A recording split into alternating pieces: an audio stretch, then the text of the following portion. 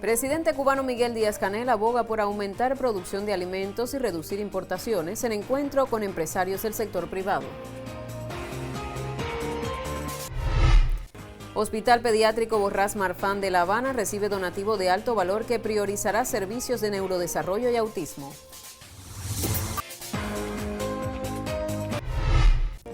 Finca Villa Julieta, en la central provincia de Cienfuegos, mantiene producción agroecológica gracias a la ciencia y el esfuerzo de sus trabajadores. Desde La Habana reciba nuestros saludos. Soy Evelyn Delgado y ya le presento las principales noticias de la jornada.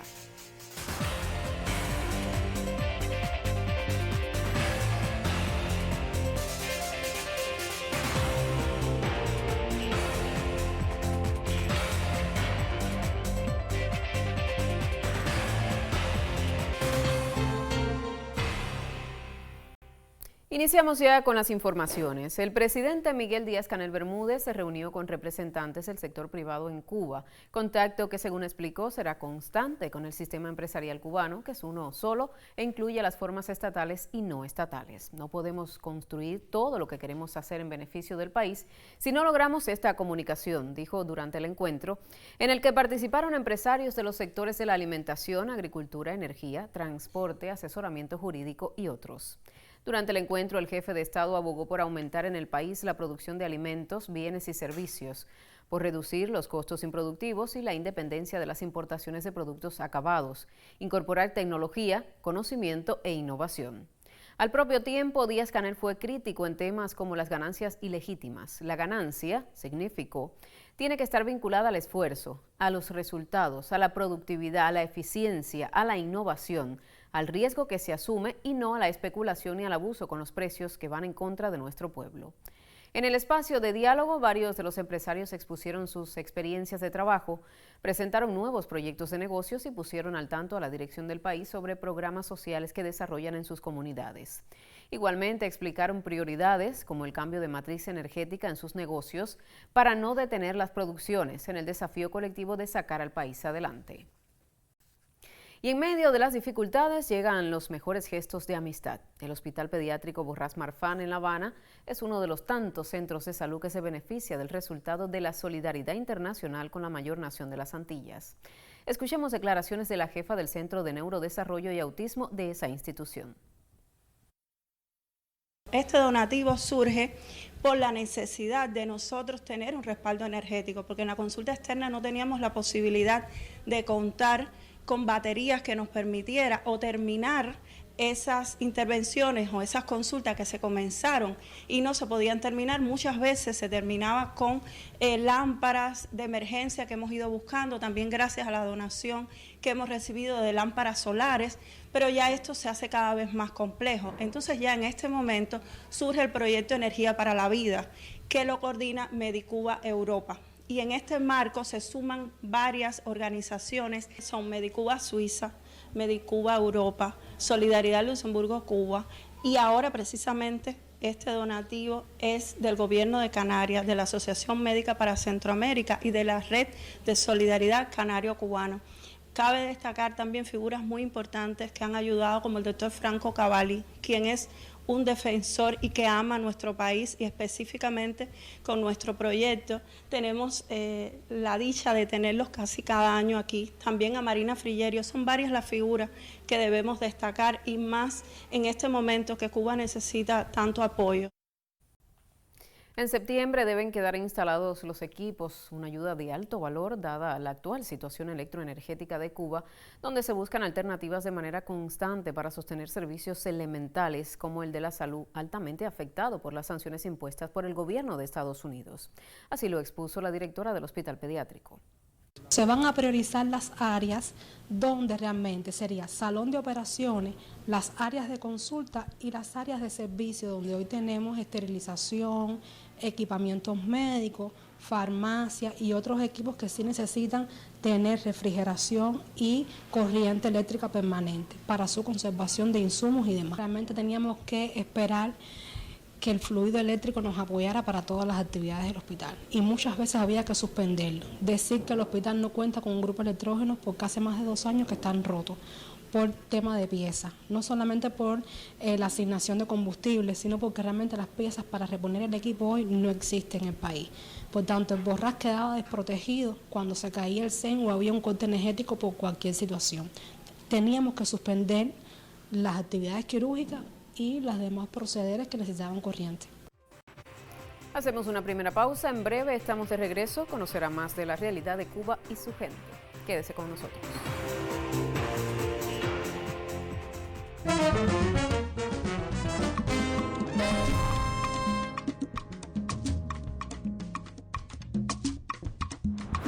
En el diccionario nuestro no está la palabra rendición.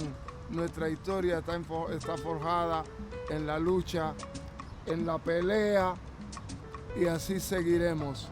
Somos cubanos por casta, dice Nancy Morejón, lo mismo que el cimarrón, con un machete me basta. A Cuba nadie la aplasta, nadie la pone a temblar, y si Trump llegara a entrar a Cuba, yo no sé cómo, 2 planazos en el lomo es lo que se va a llevar.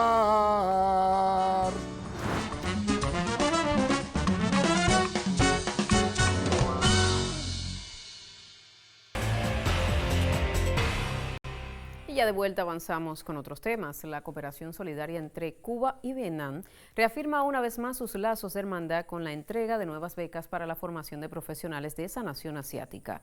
También México y Cuba fortalecen los nexos académicos.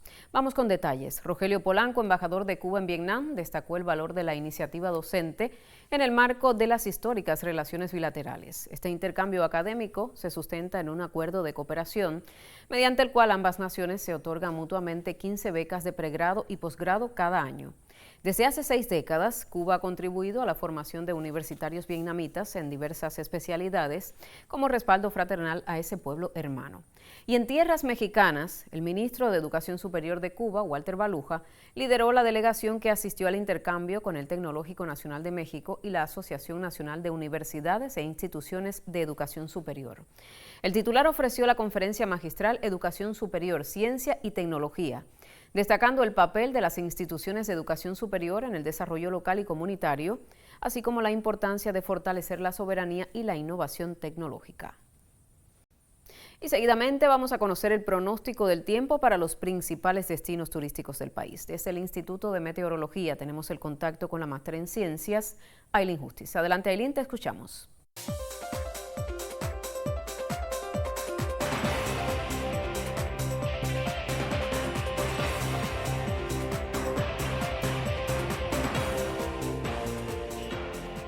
Muchísimas gracias, siempre un gusto saludarte. Por supuesto, también el saludo a todos los que están en nuestra compañía. Las condiciones meteorológicas sobre el archipiélago cubano y mares adyacentes típicos de esta época del año continúan generando áreas de chubascos y tormentas eléctricas, sobre todo por sistemas meteorológicos que son propios del verano, como las vaguadas en la altura y también el paso de ondas tropicales por los mares al sur de Cuba, que estimulan la humedad, la inestabilidad e incentivan las áreas de lluvia, en combinación también con los factores de escala local y con ese calor del día por las temperaturas tan elevadas en todo el territorio cubano. Mañana van a continuar similares las condiciones del tiempo en los principales destinos turísticos de Occidente. Será poca la nubosidad al amanecer, luego estará con sol y algunas nubes a partir del mediodía, y se nublará sobre todo en localidades de Viñales y también aquí en la capital, con algunos chubascos, lluvias y algunas tormentas eléctricas, y temperaturas, como ven, elevadas de 33, 34 y hasta 35 grados Celsius en el destino turístico de Playa Girón. En la región central también será poca la nubosidad en la mañana, solo algunas nubes por la tarde, pocas lluvias para Cayo Santa María, Jardines del Rey, también en Playa Santa Lucía en el norte de Camagüey, mientras que en Trinidad allí sí se nublará de manera puntual con aislados chubascos y lluvias y temperaturas que estarán llegando hasta los 35 grados Celsius. Mientras tanto, en Oriente, aunque estará despejado en las primeras horas de la mañana, habrá sol y algunas nubes por la tarde, y por los factores locales y el calor del día también se incentivarán algunas áreas de lluvia en las ciudades de Bayamo y de Santiago de Cuba, con temperaturas que estarán llegando hasta los 36 grados Celsius. La salida del sol por el extremo oriental a las 6:38 de la mañana. La puesta por Cabo San Antonio en el extremo occidental de Pinar del Río a las 8:01 de la noche, y la luna sigue avanzando en su fase de cuarto creciente. Así que ya usted sabe, será otra jornada en el archipiélago cubano calurosa, pero con aislados chubascos y lluvias, sobre todo en destinos turísticos de Occidente y en el sur de Centro y Oriente. Yo regresaré en otra emisión. Hasta entonces, cuídese mucho y tenga una excelente jornada.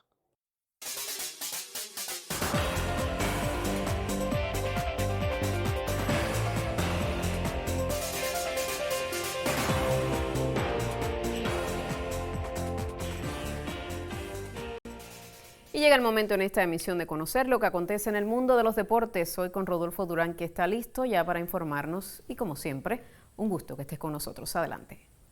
Muchísimas gracias, Evelyn. Un saludo también para ti, saludos para todos los amigos que están con Cuba Noticias. Vamos con los deportes y comenzamos con nuestra disciplina nacional, el béisbol. Cuba cedió en sus dos primeras presentaciones como parte del grupo de la fase eliminatoria mundialista de la Copa Mundial de Béisbol Femenino que se desarrolla en Taipei de China. El enviado especial de la prensa cubana a este evento, Yunel Hernández Batista, tiene más detalles al respecto. Este miércoles, la selección femenina de béisbol de nuestro país se vio superada en 2 salidas al terreno del Estadio Nacional de la ciudad de Tainan en el complejo Asia-Pacífico de esta urbe. A primera hora, Taipei de China aprovechó todas las oportunidades que le dio el conjunto cubano, mostrando lagunas en la defensa, un picheo de relevo que no pudo hacer el trabajo de contención, más la ofensiva cubana no produjo con oportunidad. 9 carreras por 2 fue el resultado final favorable al conjunto local. A segunda hora, Filipinas blanqueó a las cubanas para vencer las 6-0. Las lanzadoras del sudeste asiático se encargaron de maniatar a la artillería de las antillanas, dejándolas en solo 2 indiscutibles, mientras que al campo no supieron defender el trabajo monticular de la abridora y perdedora del choque, Adriana Carrasana. Para mañana jueves, en el cierre de un torneo que se vio amenazado constantemente por la lluvia, Cuba tendrá que efectuar 3 juegos a las 9 de la mañana aquí, 9 de la noche de este propio miércoles allá en nuestro país, frente al invicto conjunto de Japón, a la 1 de la madrugada del jueves, hora de Cuba, frente a Gran Bretaña, y cierran el calendario ante Venezuela a las 7 de la mañana. Desde la ciudad de Tainan, en Taipei de China, este es un reporte de Yunel Hernández Batista, enviado especial de la televisión cubana.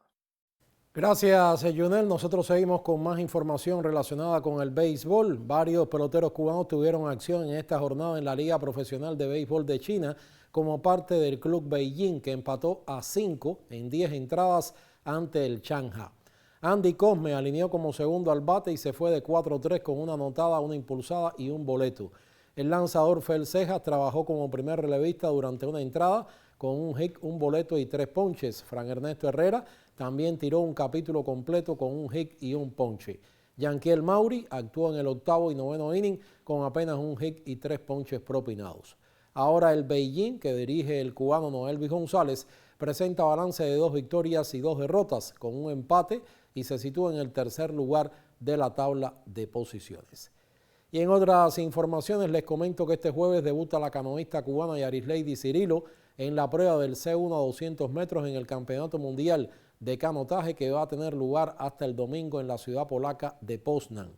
También en más deportes les comento que la Sociedad Mercantil Cuba Deportes recibió a la presidenta de la Federación Nacional de Remo y Canotaje de Guatemala, Alma Jacqueline Ulletti, y a su gerente general Ingrid Liliana Solo Ramírez, con el objetivo de actualizar alianzas estratégicas y trazar acciones conjuntas que impulsen el desarrollo de esta disciplina en ambas naciones. En el encuentro participó el presidente de la Federación Cubana de Canotaje, Alejandro Hansen. Y con estas notas sobre el deporte de canotaje y la presentación que va a tener en las próximas horas la campeona mundial Yarisleidy Cirilo en este mundial, nos estamos despidiendo de nuestro segmento deportivo. Gracias a todos por acompañarnos. Sigan ahora con Evelyn Delgado para los minutos finales de esta emisión. Gracias, Durán. Segunda pausa en Cuba Noticias. En breve estamos de regreso con informaciones culturales. Mantenga la sintonía.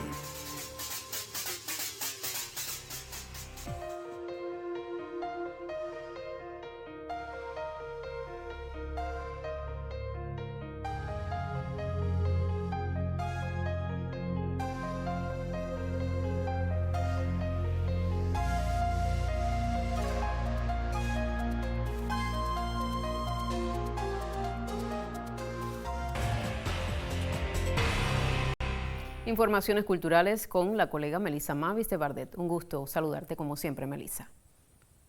El gusto es mío, Evelyn, por supuesto, compartir estudio contigo y saludar a la teleaudiencia que nos acompaña en esta emisión. Iniciamos ya con las informaciones culturales. El virtuoso del tres cubano Pancho Amat ofrecerá un periplo de conciertos compartidos en escenarios de Villa Clara a partir de hoy y hasta el 30 de agosto próximos, acompañado por la intérprete Ernestina Trimiño y el Quinteto Criollo, según dio a conocer la Dirección Provincial de Cultura en su perfil oficial de Facebook. La institución cultural informó que la gira contará además con la participación especial del cantante Antonio Lavilla. Recorrerá centros culturales, instituciones y plazas públicas de varios municipios de la provincia central para llevar lo mejor de la música tradicional a la comunidad. Francisco Pancho Amat, galardonado con el Premio Nacional de Música en el 2010, es considerado de manera unánime como uno de los más grandes virtuosos del tres en la historia de la cultura cubana. Con una trayectoria artística brillante que fusiona la raíz del son tradicional con elementos de la música clásica y el jazz, el destacado instrumentista ha llevado la sonoridad auténtica de la isla a los escenarios más exigentes del planeta. La gira arrancará en la noche de este miércoles a las 9 de la noche en el emblemático Centro Cultural El Mejunje de Santa Clara, una plaza de referencia para la promoción artística en el país. En declaraciones a la prensa, Ramón Silverio Gómez, director del Centro Cultural El Mejunje, expresó que recibir a un maestro de la talla de Pancho Amat constituye un verdadero honor y un regalo espiritual para el público santaclareño. El periplo de presentaciones concluirá el 30 de agosto a las 11 de la mañana con un concierto popular en el céntrico Paseo del Prado de Riachuelo, un espacio que promete convertirse en una auténtica fiesta de la cubanía. Continuamos con otras informaciones en nuestro segmento cultural. Un amplio programa de actividades se desarrolló en la provincia cubana de Granma en homenaje al aniversario 65 de la Unión Nacional de Artistas y Escritores de Cuba, UNIAC. Entre ellas estuvo un periplo por sitios de interés histórico y patrimonial.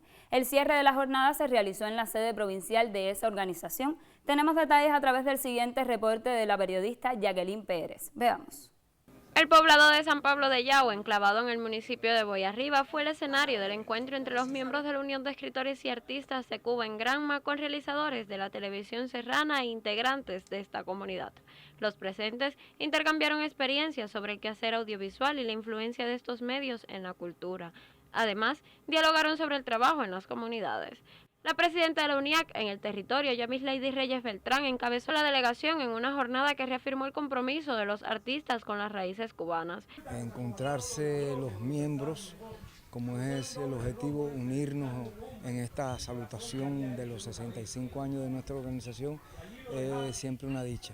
En las condiciones que vivimos, pero con una cultura de resiliencia, con renovaciones también de programación, con la creatividad de nuestros cultores, de nuestros artistas, llega a la UNIAC en estos 65 años. Estamos enfocados en lo que es la continuidad de todos los proyectos que han sido relevantes durante tantos años, de que cada filial fomente el desarrollo intelectual y artístico de los miembros y de extendernos sobre todo a la comunidad como pilar fundamental para llegar a las nuevas generaciones y para de cierta manera crecer también en esa llegada de público joven a la UNIAC. En la visita de esos integrantes de la UNIAC acá a Televisión Serrana siempre ha sido muy beneficioso porque es el intercambio ese entre realizadores, entre artistas, donde hablamos ya en otro lenguaje, debatimos obras y de verdad que ha sido muy fructífero ese intercambio con los miembros de la UNIAC. El recorrido incluyó la visita por el proyecto comunitario Dial Café. Obra del matrimonio Eidy Santiesteban y Yamislady Soto, recuerda una colección de más de 10.000 piezas, entre las que destacan fonógrafos, vitrolas, radios de la década de 1930 y otros objetos que narran la historia de Cuba.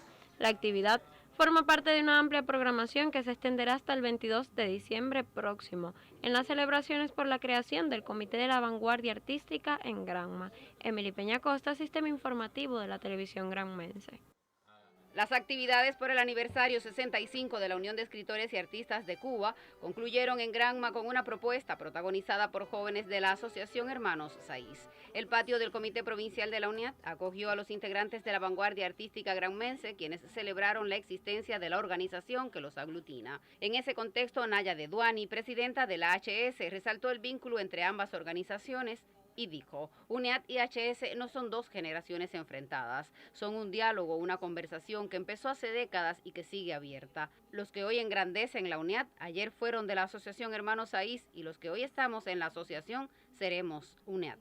Como parte del homenaje a la organización y sus miembros, las máximas autoridades del territorio entregaron un reconocimiento a Yamis Leidis Reyes Beltrán, presidenta del Comité Provincial de la UNIAT, por los aportes de la organización al desarrollo cultural granmense. Asimismo, durante el festejo, el escritor Erwin Caro Infante, presidente de la filial de literatura, anunció que el riocautense Erasmo de Los Ángeles Rondón Soto resultó ganador del premio al mérito literario José Joaquín Palma. La celebración concluyó con la presentación de noveles artistas que integran la agrupación musical Rebuscado. También desde nuestro espacio cultural le informamos que una exposición de esculturas de pequeño formato del artista santiaguero Alberto Lescay se inauguró en Las Tunas. En esa provincia del oriente cubano también se presentó una biografía del reconocido creador. Sobre esto nos cuenta el periodista Gianni López Brito. Una vez más, la obra del maestro Alberto Lescay se expone en la ciudad de Las Tunas. En esta ocasión, fotografías y esculturas de pequeño formato integran la muestra personal Epifanías, inaugurada en la Galería La Jungla del Centro Cultural Huellas, sede de la Fundación Nicolás Guillén. La familia, la identidad, la historia, la patria resumen parte de las esencias de las esculturas del creador, Premio Nacional de Artes Plásticas 2021. Entre ellas está Retrato de mi abuelo, un homenaje a Jaime Merencio, el abuelo materno, quien fue uno de los mambises de la guerra de 1895. La presencia de Alberto Lescay en el balcón del Oriente cubano resultó ideal además para la presentación del documental Viaje Perpetuo, crónica de una exposición, así como del libro Las luces de Alberto Lescay, apuntes biográficos, una investigación realizada por la doctora en ciencias Marina Lourdes Jacobo García, presidenta de la Fundación Nicolás Guillén, en Las Tunas. Gianni López Brito, Cubavisión Internacional. Esto ha sido todo por hoy. Gracias por su atención. Evelyn, continuamos contigo. Gracias, Melissa, y vamos al cierre. La finca Villa Julieta, ubicada en el municipio Cienfuegueros de Palmira, mantiene la tradición de obtener producciones alimentarias agroecológicas. Esto es posible con el empleo de la ciencia, la consagración de los trabajadores y el vínculo con proyectos de desarrollo local.